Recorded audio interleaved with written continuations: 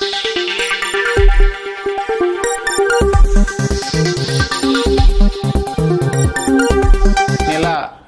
9వ తారీఖు నుంచి రాష్ట్ర ప్రభుత్వం చేపట్టిన మహాలక్ష్మి ఉచిత ప్రయాణం మహిళలకి, ఆడపిల్లలకి, అదేవిధంగా థర్డ్ జెండర్కి టీఎస్ఆర్టీసీ యాజమాన్యం చాలా సక్సెస్ఫుల్గా ఇంప్లిమెంట్ చేయడం జరుగుతుంది.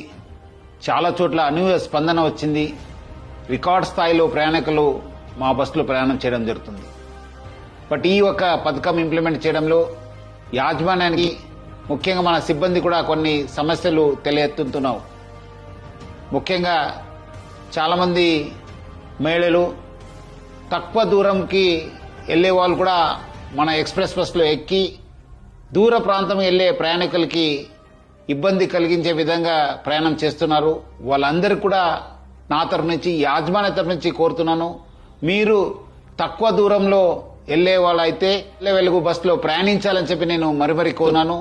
అదేవిధంగా కొంతమంది మహిళలు స్టేజ్ కాకుండా మధ్యలో, రోడ్ మధ్యలో ఆపడము, లేదంటే ఎక్కడ కావాలో అక్కడ ఆపండి అని చెప్పి అడుగుతున్నారు. దీనివల్ల కూడా చాలా దూర ప్రాంతంలో వెళ్లే వాళ్ళు కూడా చాలా ఇబ్బంది కలుగుతుంది.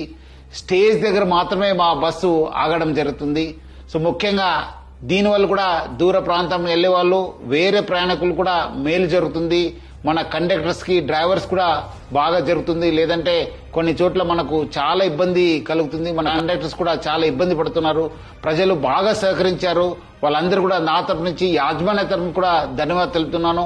వచ్చే రోజు కూడా ఈ ఒక స్కీమ్ ని ఇంప్లిమెంట్ చేయడానికి మహిళలు, ఆడపిల్లలు, థర్డ్ జెండర్ వాళ్ళందరూ కూడా సహకరించాలని చెప్పి నేను మరీ యాజమాన్య తరపు నుంచి అందరు కోరుతూ, మహిళా లోకానికి, ఆడపిల్లలకి, థర్డ్ జెండర్ అందరు కూడా నేను యాజమాన్య తరపు నుంచి కూడా సహకరించేందుకు పేరుగా ధన్యవాదాలు తెలుపుతున్నాను.